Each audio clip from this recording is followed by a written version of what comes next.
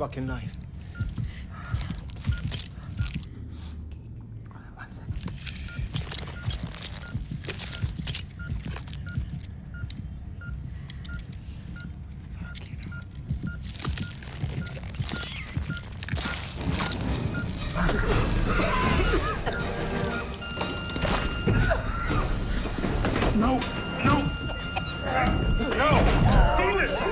We know in space, no one can hear you scream, so it's a good thing that the xenomorphs are over on Earth so that everybody can hear all of the mayhem. Tonight, folks, we are taking a look at episode 5 of Alien Earth, where we get our own self-contained alien film. Tonight, we're talking In Space, No One. Stay tuned.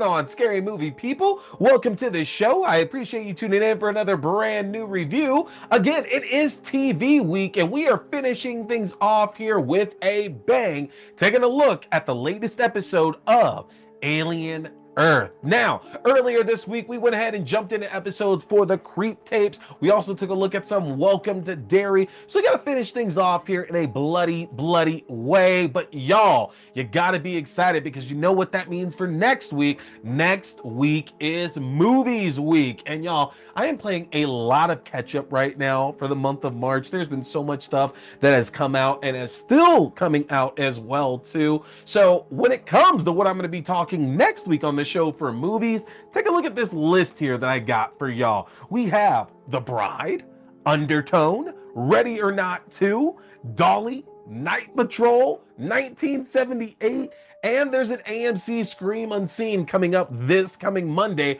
as well too. So honestly, I don't know what movies I'm going to be reviewing for y'all next week. In a perfect world, I'm doing all of these for y'all, but I don't want to promise that because that's likely not going to happen.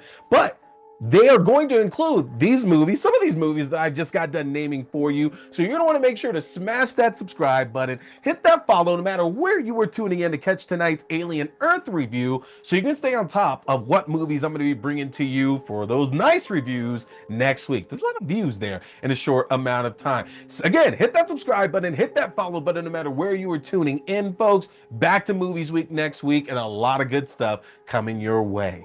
But let's not waste any more time. I know what you are here for here tonight. That is for us to talk a little bit more Alien Earth. So let's dive back into Season 1, Episode 5, In Space, No One. Now, this episode is set days before the start of the season where the ship, the Maginot, crash lands into Earth and begins the carnage and mayhem of not only our favorite xenomorphs, but a number of other alien creatures as well, too. Days prior, the crew of the Maginot are looking to make their way back to Earth with a cargo of various aliens for Weyland-Yutani. Cannibalistic slugs, our favorite eye guy, Lance Armstrong's xenomorph eggs, just to name a few, but unfortunately a saboteur aboard ends up setting a fire that ends up resulting the Maginot on a crash course with Earth and releases a number of these alien specimens. Now, Chief Security Officer Morrow, who we've been following around for a grand chunk of this season here, discovers that Boy Kavalier and Prodigy have a direct involvement, having bribed the Chief Engineering Officer to basically wreck the ship, get all the aliens back to Earth and in the hands of Prodigy. And regardless of whether the crew survives or not, if this is done, he'll end up getting his own synthetic body. Now, as we know what ends up happening to the Maginot, unfortunately, it still crash lands into Earth. The aliens are released, and Boy Kavalier sends out all of his synthetics to go and collect all the specimens aboard the ship. We find out that when it did get back to Earth, and Morrow was able to get off board, as he returns to Weyland-Yutani, he makes a request to Yutani that he be allowed to go and recollect the specimens that they are transporting back and to get his revenge on Prodigy and Boy Kavalier there by killing him in the process. And there it is, y'all. That is In Space No One. Now, without question, this episode is absolutely supposed to be the homage to the original Alien film.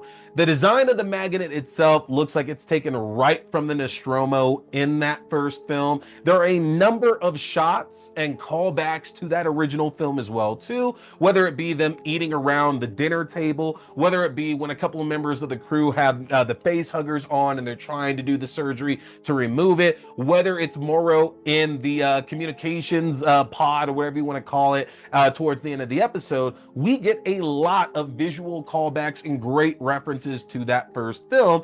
And obviously Noah Hawley, if he's going to make an Alien TV show here and he's taking all these influences from the entire franchise, it also helps reframe a number of characters and creatures that we've been watching over the course of this season as well.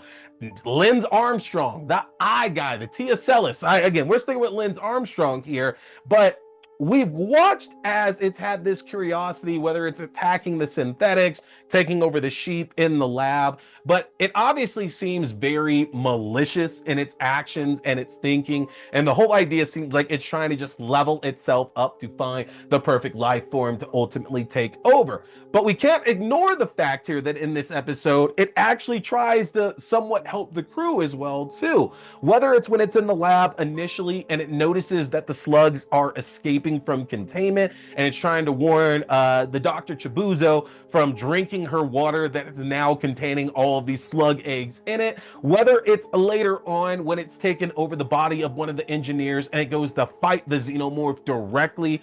Yeah, it is ultimately trying to take over the xenomorph, and we see it trying to actually infest itself. But then you have to imagine, well, it doesn't really have eye sockets, and even if it could get in, isn't that acid blood going to cause just a few problems for it?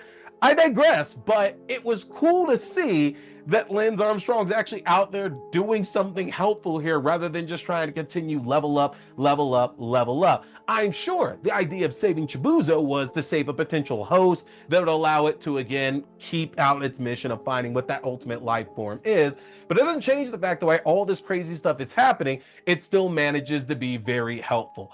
That's obviously not going to be something that I think is going to keep on going down in Boy Cavalier's labs, but in a contained environment, it's cool to see how it can actually be a little bit more on the productive side.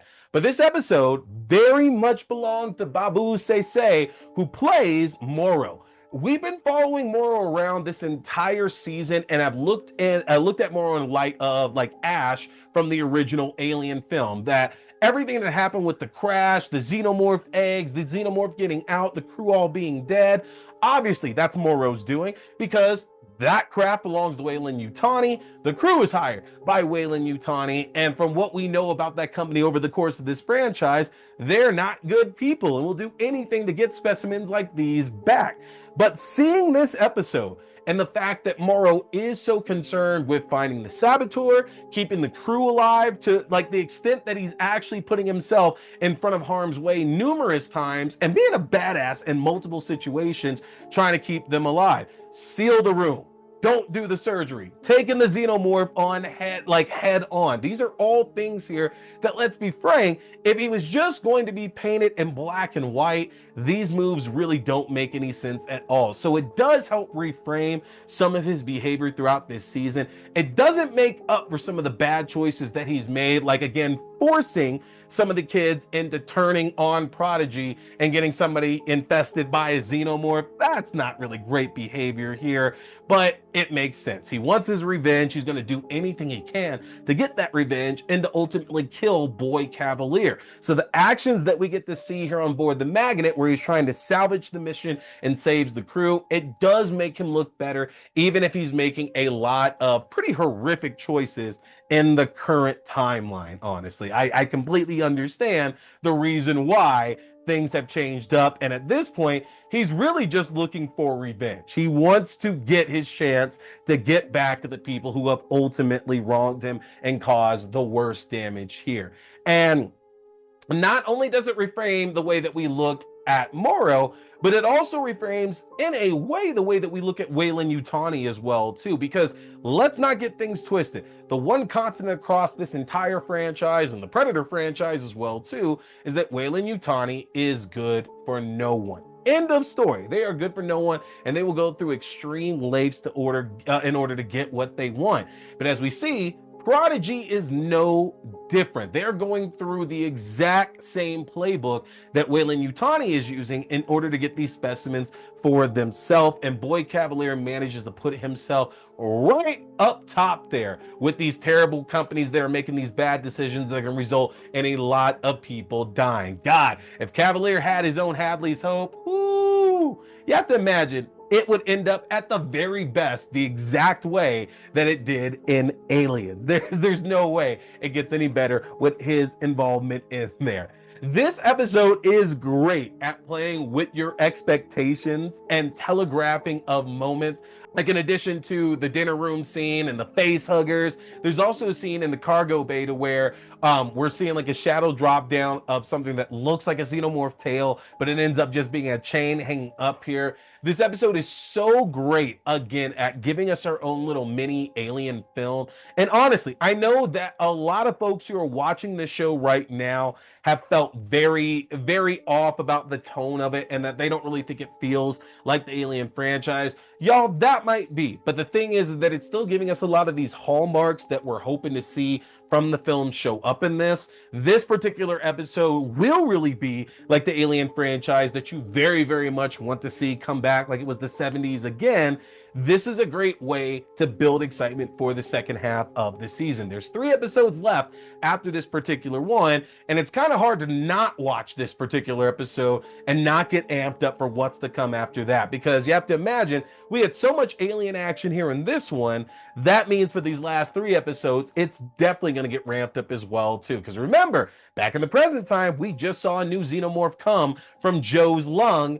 And we know that with all those specimens in Prodigy's lab, it's only a matter of time for the same thing to happen on the Maginot happens there as well too. So let me know in the comments section here at this point, if you were stuck on the Maginot, how would you have wanted to go out, honestly? Because there's various aliens on board. I guess you could get shot like that one crew member did, could get stabbed. Number of ways to go down in this one here, but considering all these terrible, terrible deaths, how would you go out if you were a crew member on the Maginot? Let me know in the comment section there. And of course, like I was saying, make sure to get subscribed to my channel. If you're watching on YouTube, you can just smash that subscribe button. Anywhere else, hit follow, save, whatever you need to do to stay up on this here. You can also access my link tree through linktr.ee/T scary movie. That's going to be access to all my socials, all the places to check out the horror content I'm dropping for you here. And again, next week is movies week, y'all. We have a lot of movies for us to get through. I don't know which one specifically we're going to end up hitting besides Night Patrol and 1978, but we got a lot of ones that we're definitely going to be going through. So if you want to find out what, you got to get subscribed, y'all. That is going to do it for me tonight. I appreciate y'all tuning in for another brand new review. My name is T. We've been talking scary movies. Stay scared.